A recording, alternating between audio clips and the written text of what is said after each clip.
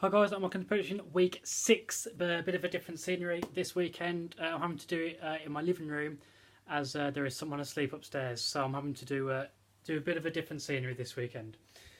So we start at 8 o'clock tonight, Southampton versus Bournemouth. A bit of a derby there.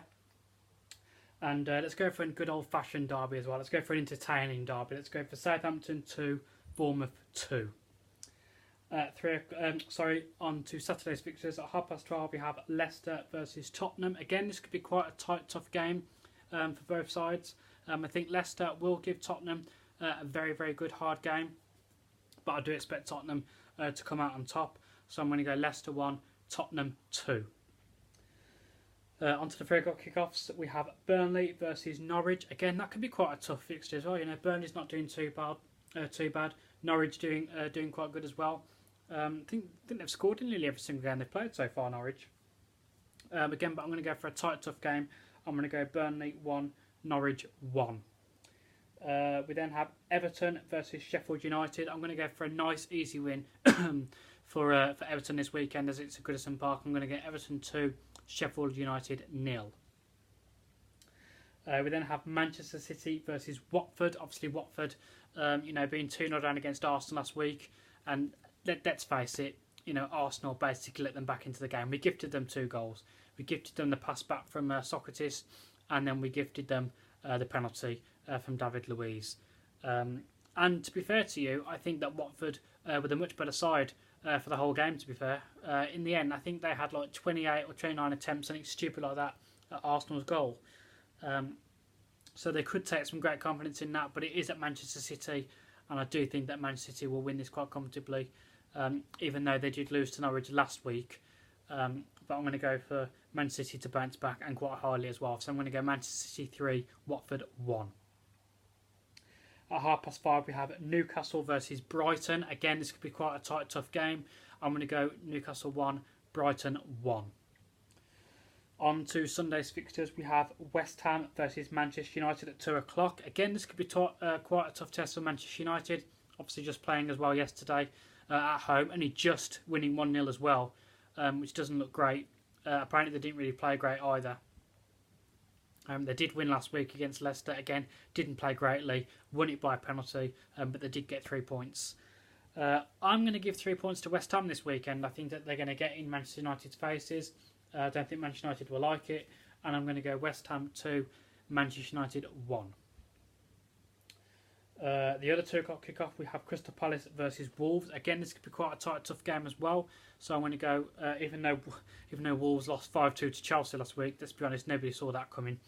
I'm going to go Crystal Palace 1, Wolves 1. At 4:30 we have Arsenal versus Aston Villa. Again, I spoke about Arsenal. Won quite comfortably yesterday against Frankfurt, 3-0 in the end it was. I don't like this playing out from the back. I think this playing out for the back's got to stop. It's costing us nearly every single game. It costs us penalties. It cost us like the pass back last week. Teams are pressing. I don't mind doing it maybe once or twice during a game, but we're doing it from every single goal kick, every single free kick, on the edge of the box. It's really, really annoying, and teams are starting to pick up on it, and it's causing us problems. We haven't really got the players to do it, and it's causing more problems than it is, doing us any good. And that's one concern that I've got about Unai Emery. He's not changing his tactics. He's persistent on doing it. Look, you can see that we've just got caught playing out from the back, and the team's just hit the post, or they've just had a shot at goal and we've had to palm it away for a corner or something, and then the next goal kick, we're doing it exactly the same again, and getting caught and caught and caught. He's not coming out, he's not giving us different instructions, saying, just hump it long, because the bang out the backs are not working.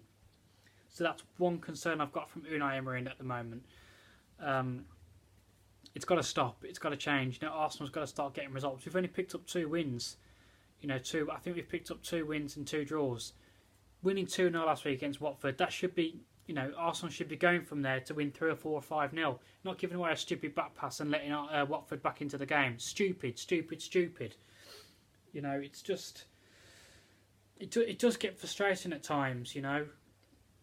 I suppose I should be used to it now. It's been happening for about bloody good 5-6 years, hasn't it? So I'm going to go for a comfortable win for Arsenal though, because as I say, I want to take something from yesterday's result. You know, 1-3-0 away at Frankfurt. Yes, I know the kids played, but let's go with a bit of momentum. Let's go and bounce back from last week. You know, let's prove, you know, that Unai Emery is the man for the job. So I'm going to go Arsenal 2, Aston Villa 0.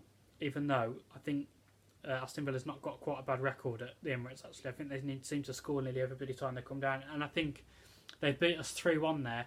And they were the first team to score at the Emirates as well with Olaf Malberg. So, yeah, we'll see.